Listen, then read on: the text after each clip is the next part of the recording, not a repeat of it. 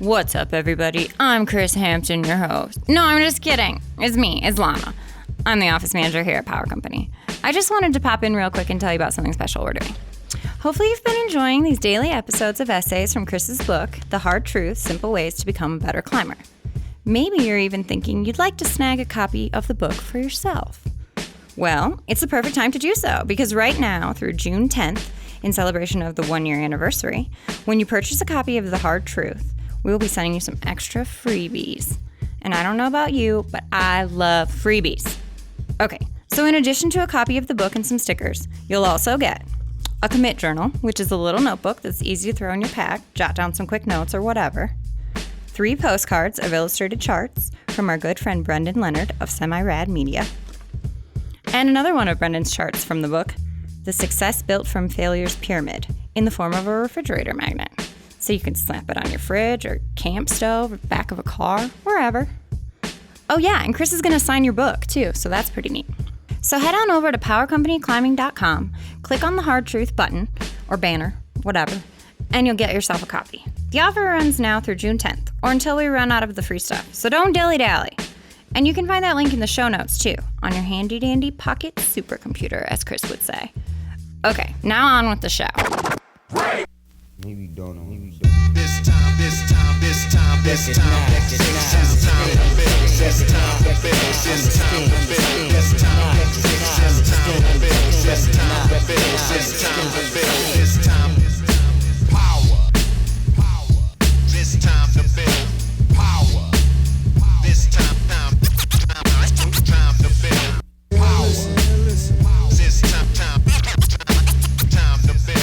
power. The top 5 bad gym habits of boulderers. Years ago, when I was mainly a sport climber with big sport climbing goals, I wrote about the top mistakes I see other sport climbers making in the gym. Now that I'm mainly a boulderer with big bouldering goals, it's overdue that I point out the mistakes I see so many boulderers making. See? Told you weren't off the hook. Honestly, I can't entirely lay the blame on you. I think all of these reasons stem from 2 things: the current commercial climbing gym culture and the inability of media to show what the full process looks like for the best climbers. We've discussed both of these things on the podcast on various episodes, and the more I pay attention, the worse it seems. You might have good intentions, as do the gyms and the media, but frankly, many of us are being slowed down by both of these things. Waiting for someone else to put your best interests first isn't going to get you anywhere. Instead, it's up to you to make sure you aren't falling into the traps. The tools are at your disposal. It's all about how you choose to use them. Number 5, too hard for too long. There's a time and a place to do more, to go longer, to get exhausted.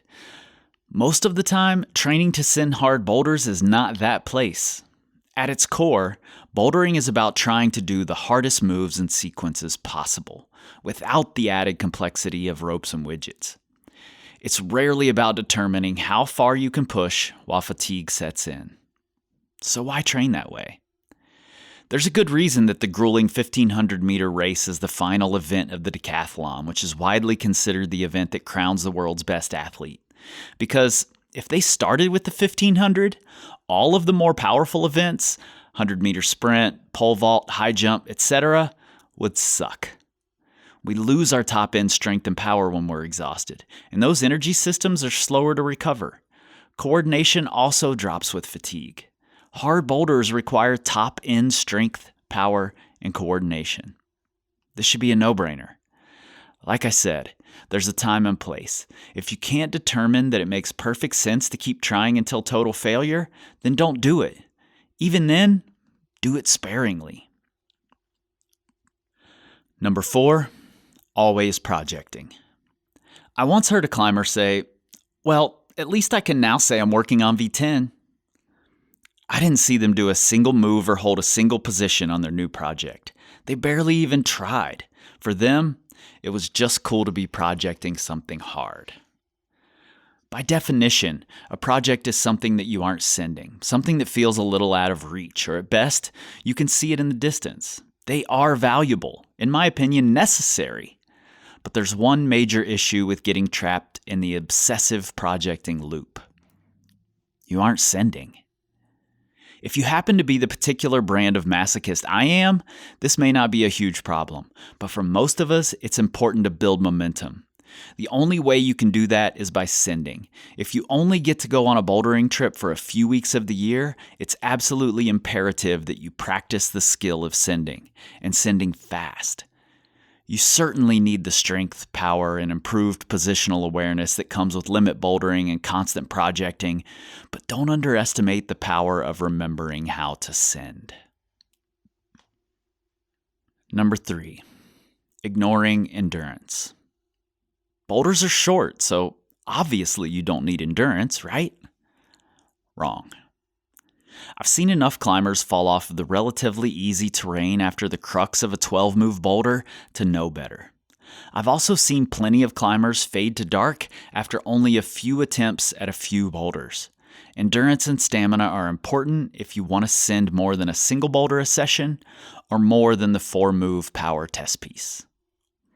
This doesn't mean you should put all of your focus on endurance, just that you should re-examine why you believe it lacks value. Have you fallen off of a boulder because you're pumped? More than once? I figured as much. Again, if you get a few weeks a year to try your projects, or if you're a road warrior who bounces from one area to another, putting in more high-quality efforts each day can be the difference between seeing your trip as a success or as wasted money. A little endurance can go a long way and is too easy to come by to ignore. Number 2, staying in the middle. This one I'm going to blame largely on the gyms, and it's dangerously close to my top reason why more people aren't climbing harder boulders. Let's look at the average gym climber and see if we can spot the error. Miranda comes into the gym on Tuesday and sees that a new section of the boulder has been reset. She warms up on a few familiar problems and some of the new easy ones. Gradually, she makes her way to the slightly harder boulders that she can get done in that session. 1 or 2 of them get away from her. Thursday, she returns, excited to work on the problems that she didn't send on Tuesday. One of them goes down first attempt of the day, and the other takes some beta refinement before she tops it out. She finishes her session by sampling a few of the harder ones on the wall that she can almost conceive of. The following Tuesday, Miranda shows up to the gym and sees that a new section of the boulder has been reset. She warms up on a few familiar problems and some of the new easy ones. Gradually, she makes her way to the slightly harder boulders that she can get done in that session. 1 or 2 of them get away from her. Sound familiar? It's a terrible cycle of staying at a middle intensity, never truly trying anything that's actually difficult, and one that many gyms perpetuate with their setting schedule. I get it. If I were running a commercial gym, I'd do the same. It's up to you to break that cycle. Spray walls or set boards can be your best friend. Pick a project and maybe even ignore the new set for an extra week or 2. You might not get to do every problem that you're capable of, and that's okay. Until now, you've essentially been ignoring the hardest boulders that you're capable of. And the number 1 bad gym habit of boulderers, not enough effort. When I spoke with underground legend Brian Anthony's on the podcast, he estimated that amount of effort given is where 99% of people are falling short. I tend to agree. To be completely honest, I want hard moves to feel easier than they are. I'm sure many of you do as well. When we're learning to climb and progressing through the grades, it's often some should-have-been obvious beta change, a subtle shift of the hips, or just a bit of learning the moves that makes all the difference between sending and not. That continues throughout this entire journey. However, at some point when you've learned a lot about reading beta or where your hips should be, at a point where the moves just get hard, that little bit of learning might not do the trick anymore. It's frustrating as hell. But how hard are you really trying?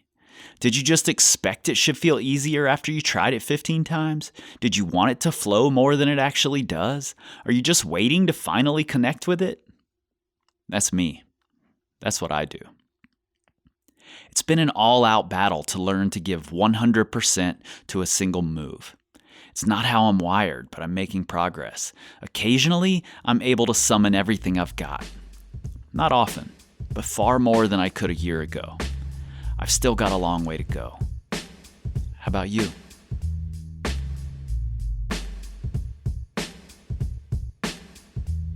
Hey everybody, I'm Devin Dabney. I'm a rapper, route setter, coach, artist, lots of other things that I can't remember right now, but I've been climbing for about 10 years now.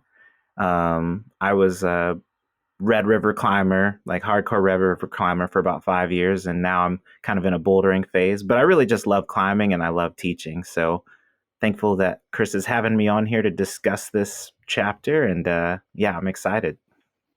I would also add to that you are a hyper creative, and that you are within that creativity a deep, sensitive thinker.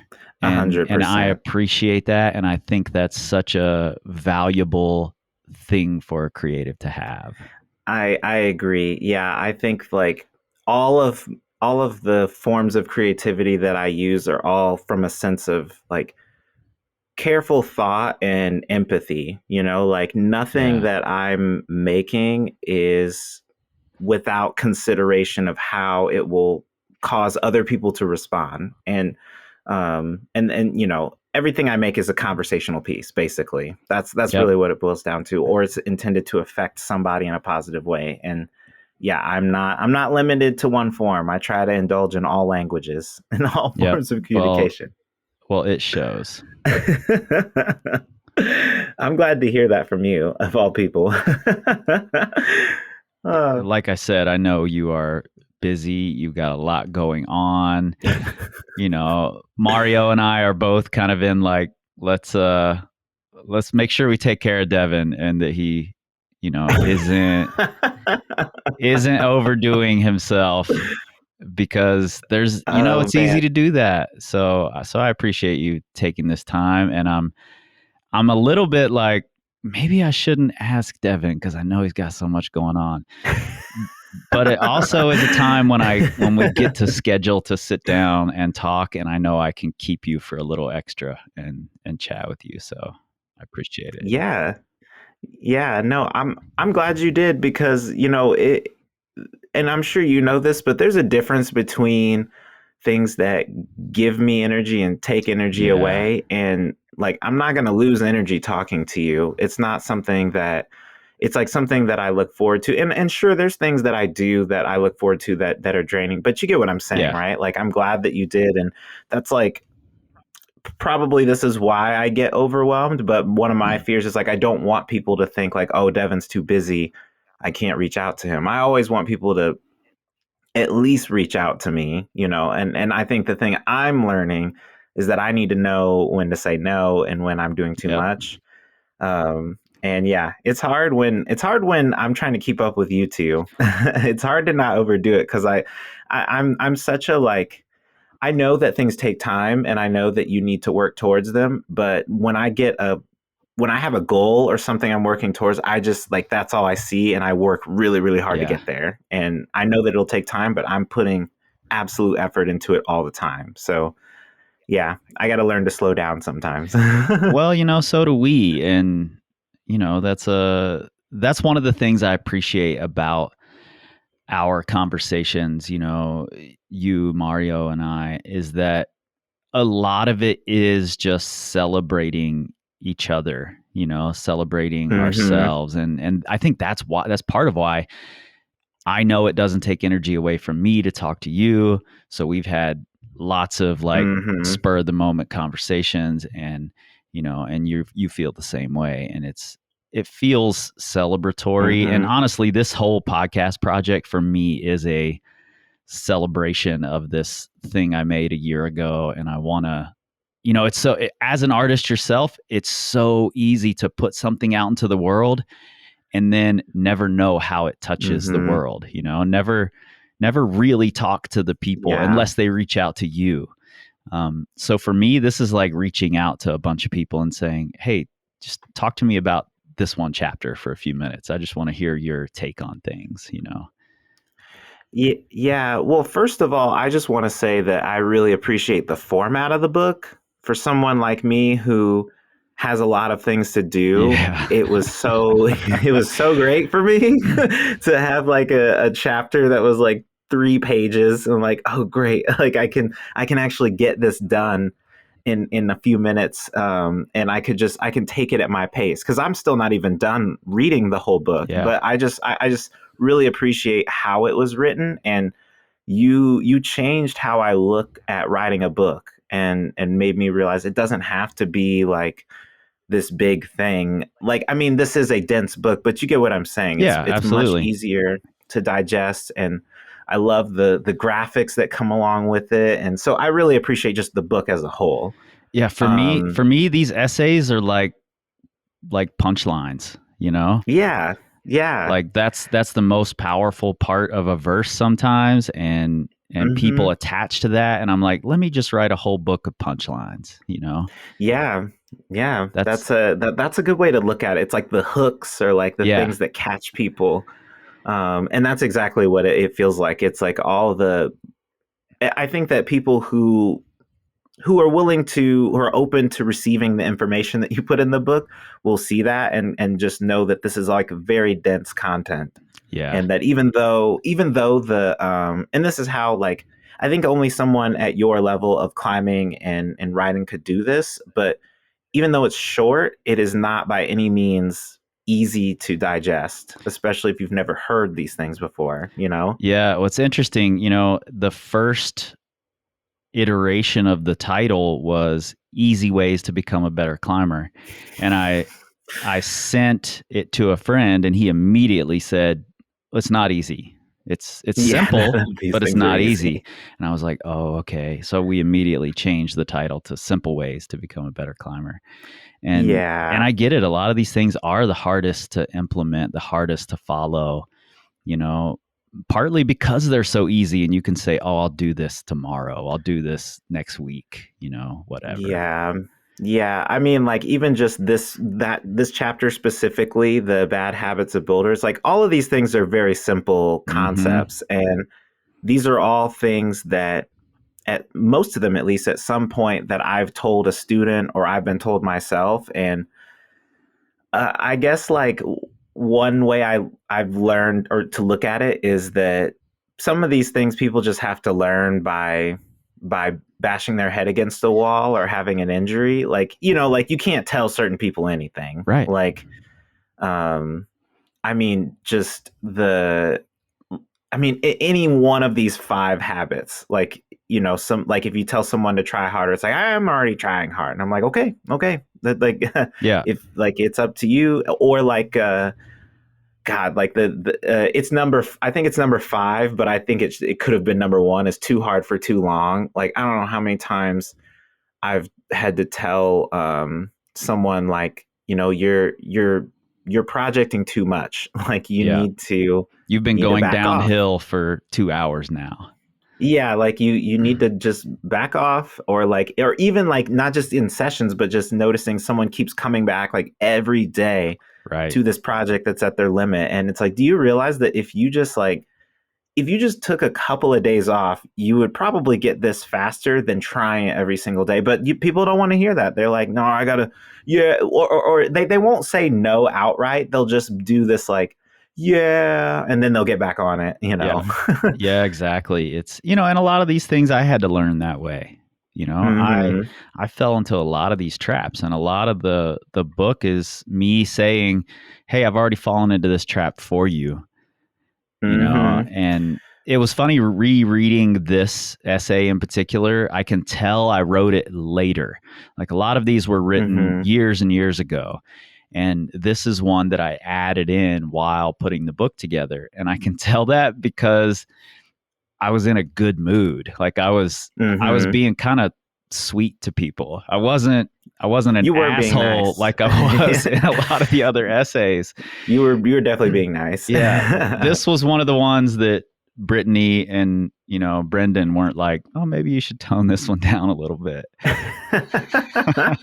Yeah, I didn't think of it that way until you said that. But yeah, this was very it was a very warm tone, and you definitely could have laid into people more, especially for, I think at least for too hard, too long. It's a lot of these things are just like things that I've tried to tell other people, or things like you said that I had to learn myself. Like, this doesn't work. I mean, some of these, like trying, I feel like I've always tried 100%. And like, that's something that I'm thankful that I know how to do. Yeah. For me, it's always been, like I obviously, we just talked about going too hard for too long. Like, that's something that I had to learn by repeatedly getting injured, and like feeling like I was trying 100%, but nothing was happening. And it's like, well, obviously either I'm not doing the right thing, or there's got to be something I need to change. Mm-hmm. And yeah, like, I don't know. And then even like staying in the middle, that's something that, like, it was kind of like a rubber band effect, or like a boomerang effect, sort of, where like I realized I was trying too hard for too long. And then I got really obsessed with like, okay, I'm just going to make sure I'm super well-rounded in my base, and that I only climb things that I can do in a session or less. And I just build my base, and then I stop projecting. So that obviously that's not good either. Right. That's one of the things I'm most interested to hear your perspective on, actually, is I talked to Miles West last night, and I was really interested to get his take on the fact that I've been critical of commercial gyms in the past. And I mentioned it in this essay a little bit about how the constant resetting, this reset cycle, which is great because it's giving climbers new boulders to try all the time, but it lures climbers into this middle ground where you're repeating the same level of difficulty over and over and over, and you never actually have time to work on something really hard. You do have time, but it's easy to fall into the trap of that middle ground. And I've been critical of commercial gyms for that. I do appreciate that a lot of them are adding spray walls into their gyms, or boards into their gyms, Moon, Tension, Kilter, Grasshopper, and so they are like giving climbers the tools they need. So I'm curious your take on that constant reset cycle, and how it can trap climbers, or what's really positive for climbers about it. Yeah, I think one thing that I've had to accept is that commercial gyms do not care about climbers' progression necessarily. Like, they want to get you. They want to keep people coming in, and it's really easy to lure people with new problems. So like, sure. And even if they do care about it, it's not their bottom line. Like, they, like the members are not making the money. Yeah. It's so I've kind of come to terms with that. But with that, I think there's pluses to having new problems. I think that I think some people, myself included, you can get really hung up on trying the same things, and having new problems show up kind of diverts your attention. I do think, I hadn't actually thought about it this way until I read the essay, but that pattern of new set, try these problems, maybe work on a couple hard, oh wait, new set, try these problems. Yeah. I not only see that, but I can think of a lot of my friends that are in that cycle. Yeah. And are talking about how they've been at the same grade for, whatever time period it is. And I guess that it just kind of affirms that that's a cycle you're in. Well, and it's tough, right? If you only can come to the gym once a week, right, and there's a new set every week, like, you're just going to naturally want to climb the new stuff. So, I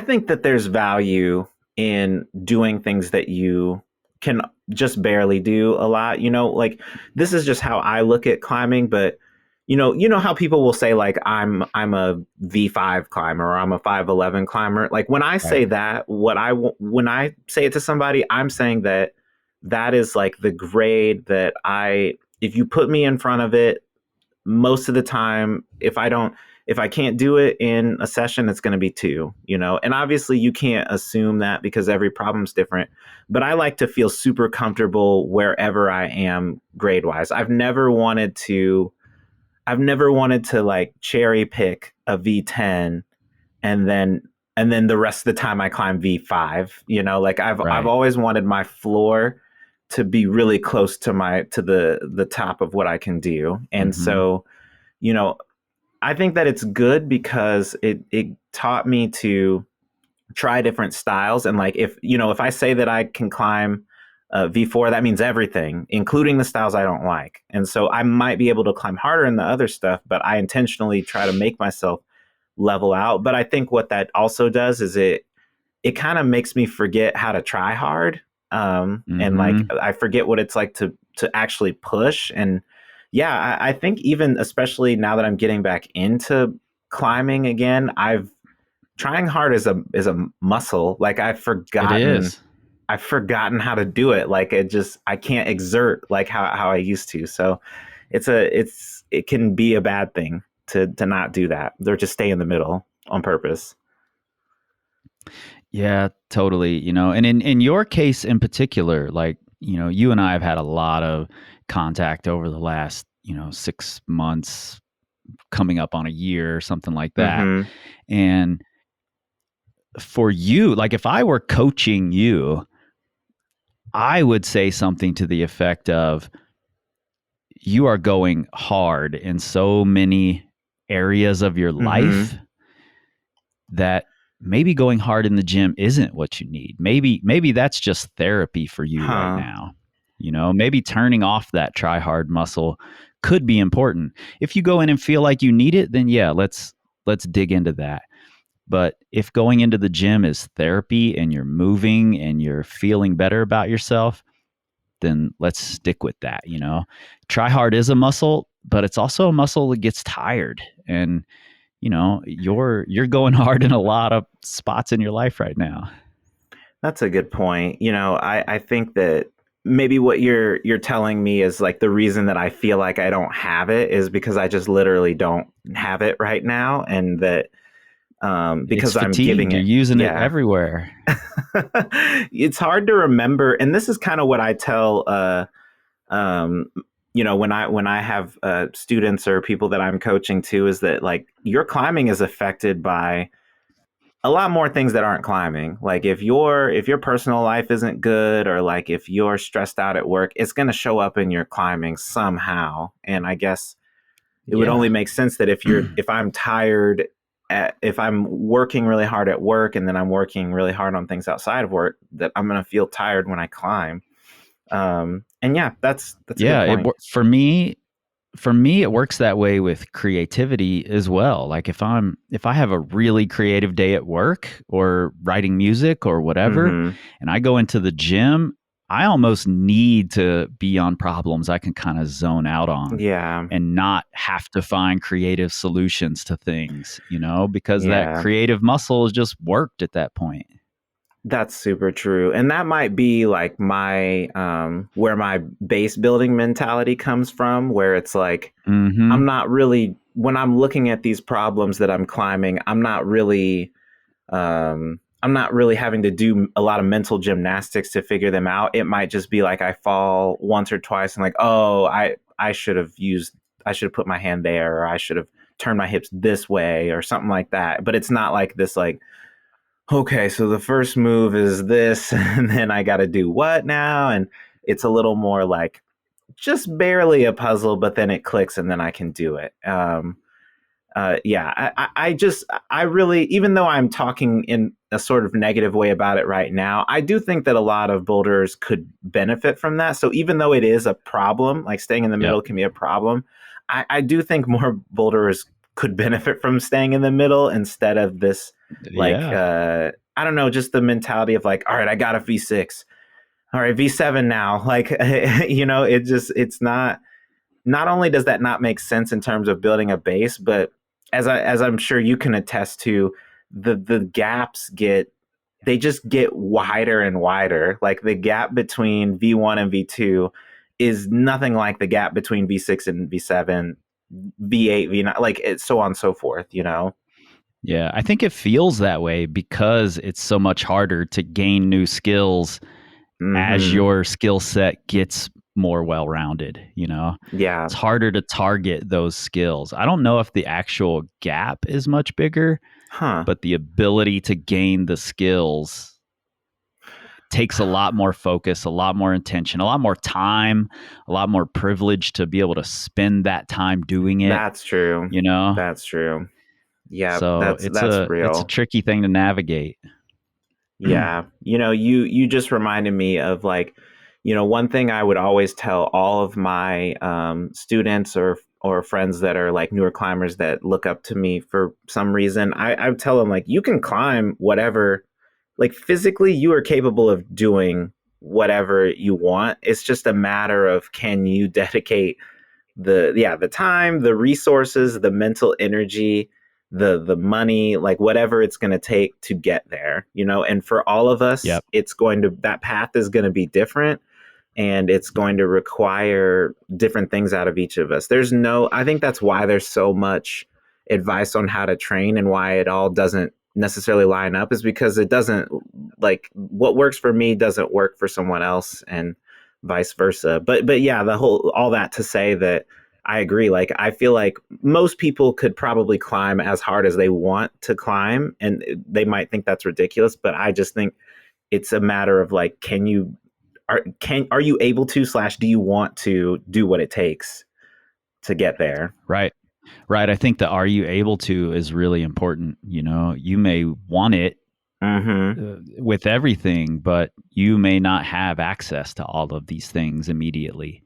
You know, Mm-hmm. and that's real for a lot of people. So, you know, it has Mm-hmm. to be kept in mind. I've definitely made the statement anybody can climb V10, anybody can climb I V14, agree. but that's or I Yep. mean V10 or 514, but that's a matter of anybody who has access to all of the, you know, all of the tools Yeah. needed, and not everybody does have access. So I look back on those statements and I'm like, oh, you know, maybe you completely misspoke there. And it's more like in a vacuum, in a world where everything is equal, anybody could do that. But that's not the world we actually live in, you Yeah. know? Yeah. I think I don't know if it's if misspoke is what I would say. I think maybe just like have an asterisk next to it of like, you know, Yeah. anybody can climb at this level. It's just a matter of, yeah, it's just a matter of a lot of external things lining up, and opportunities coming to you, and you know, being around, and then also being around people. I think that who you climb around is super important. I think that if you're, I always tell everyone like it's good to have people that you climb with that are at your level, but you also need to climb with people who are better than you. You also need to climb with people who are slightly lower level than you, so that you just need to be able to absorb as much information as Yep. possible. And if you're used to climbing, this is kind of that like staying in the middle problem. If you're used to climbing with the same crew of people, and you know how they solve problems, and there's no like surprises to you, like if you're getting on the wall and you're like, I know how Johnny's going to do this boulder, he's going to do XYZ, then there's, you're not learning as much anymore. And it's, Yep. I think that like one of the reasons I think route setting is a great way to teach people how to climb is because you watch people climb your routes. And like you, when you set a Yep. route, you generally have an idea of how you think it's going to climb. But if you watch a variety of people touch it, they're going to do a ton of stuff. Not all of it's going to be stuff that's useful, but you're just like, I don't know. It's just like you're exposing yourself to information, you're processing. And like that just, I guess, goes back to the too hard for too long thing, because you don't have to be on the wall to be getting better at rock climbing, you know? Yeah, absolutely. Yeah, There, I think that's totally true. yeah, there's so many ways to get better at rock climbing. Like, I mean, um, And it's, ultimately, I think it's all a compromise of sorts. You know, I do it. I've heard you do it in this conversation, and I hear people do it all the time where we use the word balance, like we're trying to balance all these things out. yeah, But really, it's a compromise, you know? And I think that's something this chapter sort of speaks to, where I'm saying, you know, don't stay in the middle too long. Don't go hard for too long. You know, don't just project for too long. Really, you're compromising one thing in order to build another, and it's a constant compromise back and forth. And it might feel like trying to balance, but it's really impossible to keep everything at the same level. Yeah, that's really interesting. You know, now I just realized that. I'm glad that we're talking about this because you're kind of teaching me more about what's in this chapter. But all five of those things are in tension with each other, because you're asking folks to not try too hard for too long, but you're also asking them to try 100%. But you're also asking them to remember endurance, but don't stay in the middle, but don't project all the time either. Like, and it's just like, what the fuck do you want? Like, you told me I can't do anything, but but that, I guess that's kind of what I was talking about when I'm talking about watching people climb. It's like, you need to be as aware as possible, because that's how you make the best decisions. And yeah, I think you're totally right. There's a flux that goes with your climbing. There's going to be times where you're stronger, and there's going to be times where you have more power endurance, and there's going to be times where you can climb forever, but you just can't quite pull a move. And you just need to kind of accept those flows. Like, it's a marathon, not a sprint. It's not always going to be that way forever. And I think that, like, it's not about, like, if you get in the habit of trying to counteract everything all the time, then you're just going to, like, ping pong all the time. Like, it's just going to be pendulum swing, Yeah, it's impossible to balance it all. Yeah. And we want to, we fucking love that word. We are all always using it. I'm trying to balance this life with this life, and this thing with this thing. And that ultimately it's damn near impossible to do that. Well, what the thought I just had is this kind of goes back to why you enjoy climbing in the first place. Like, balance is purely theoretical. You will never be able to balance all five of these things, much less everything in life. But that's not why you're rock climbing. I mean, for me at least, I'm not rock climbing to achieve something. I'm rock climbing because I enjoy the process of trying to achieve something. And that's why I just one of the reasons, and I really try to tell people not to get focused on sending, because I think it is good to celebrate sending. I do think that's true. But if sending is what you enjoy about climbing, then you are going to hate rock climbing, because that's like, it's the smallest part of it. It is the literally smallest part. Actually, I think this is probably in Mario and I's first talk for his podcast, but that would be like, working a job where you hate everything about the job except for when you log into your computer. Like, you're like, well, I hate this job, but I really like the part where I sit down at my desk and I type in my password. Like, so I'll keep working. Like, the job is shitty, the people are shitty, the pay is shitty, but logging into my computer's fun, so I'll keep doing it. And it's like, if you don't love everything else that leads up to that, like, you're just not gonna. That's not what it's about. Like, and it's not even the smartest way to enjoy something, to be honest. Yeah, it's gonna get old fast. You're gonna quit fast. Yeah, because the sends, like, that's another thing. Like, talking about flux, like, they come and they go. Like, you will have periods where you are, you're grinding and you're training, and nothing is happening, quote unquote, but you're still working. And then there's going to be periods where you feel like you got Midas hands, like everything you touch, like you said. And that's those things are great. Like, obviously you want to celebrate when you're doing really well, but if you're enjoying the process, then no matter whether you're successful or not, your effort and your enjoyment will stay the same, because you're doing the same things. The rest of those things are just external factors. Yeah. So I try really hard to if anybody that I can influence in climbing, that's like the one thing I try to teach them, is that you need to enjoy. I don't want to say you need to enjoy training or you need to enjoy projecting, but I kind of feel like you have to. I mean, at least if that is your goal, everyone enjoys different things about climbing. And that's the other thing too, is like all of these, pieces of advice that you're giving readers assumes that they want to be better climbers.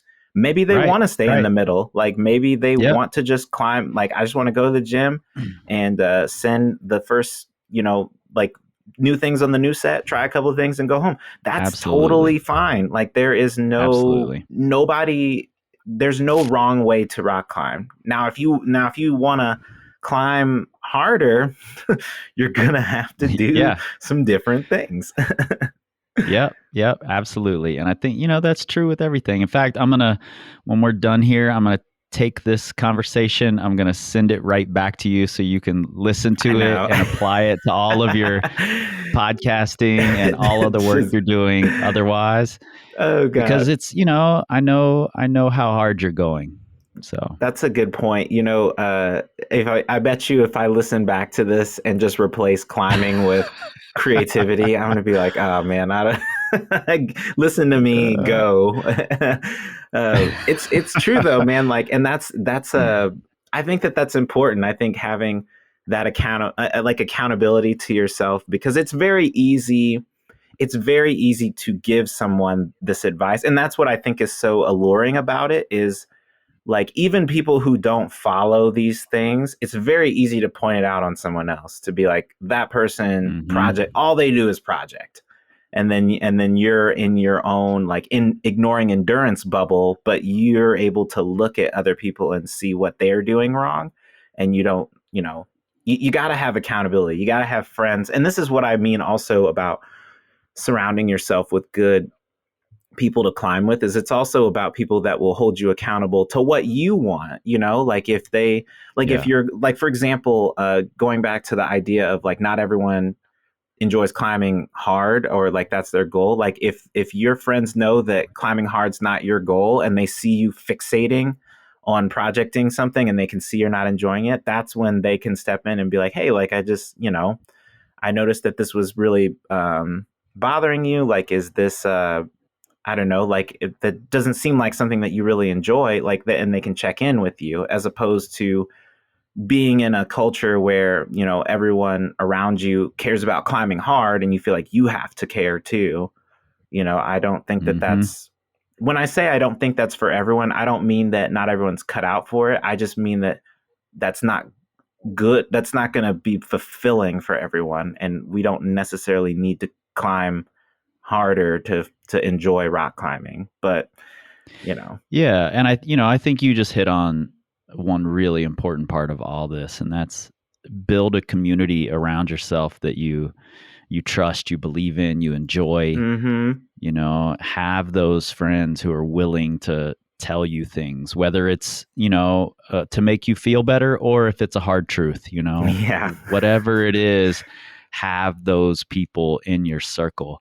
And, that's one of the reasons I appreciate you and Mario. And, I appreciate your friendship. I appreciate you being a creative sounding board. Yeah. Those things are so important to me. And I appreciate you taking this time to sit down and do this out of your busy ass schedule. And before we go, I know that there are a lot of people out there listening who are wondering, and we're going to get into this on an episode soon, but give us a little brief update on the American Climbing Project. Where you at with it? Yeah. So it's in production. I did so over the month of February, I did 13 interviews. So nice. I did a lot of really long interviews that were really good, and we're editing it together now, and I'm really hoping, fingers crossed, that I can have it ready for June, that I can put out a couple of episodes. And I don't know how much I've explained about how it's going to work, but the release of the episodes is going to really be the podcast is going to come out half done in the sense that like I'm putting episodes out there with the intent that there will be a response from the community and that will drive more episodes. So I really want it to be conversational. So it's the more people that I can get listening to the first few episodes and get some discussion going, the better the second half, the B-side will be, you know? Well, people are gonna listen. I guarantee it. So I hope so, man. Like, I think, you know, the reason that it's taken me so long is because I really want it to be highly produced, you know, like, I mean, I'm making all the music for it. I'm doing the edits and the cuts. It's not going to be like each interview is not going to be a standalone, you know, it's going to be multiple interviews stitched together. And so I appreciate everyone being patient with me because I promise you the only reason it's taking this long is one, because it's a highly produced podcast, and two, because I'm kind of doing, you know, I have a job, I have a job and a part-time job, and then I'm trying to do other stuff. So, but it'll be worth it when it's done. It's going to be really good, man. Yeah, I will be first in line to download. So, man, thank you a ton for doing this. Absolutely. Thank you. This is a really good conversation. You even kind of, you taught me some more things, some more layers that came out of this chapter that I didn't see at first. So I'm really excited to like listen to, like, read each chapter, then listen to the discussion on the episode, because it just, I mean, I guess that's kind of why you're doing it, but I don't know. I just also wanted to say again that I fucking love this idea. I think this is, I mean, I love the book and I love how you are going about this, and I'm excited to see the whole thing together. Awesome. Thanks, man. Heck yeah.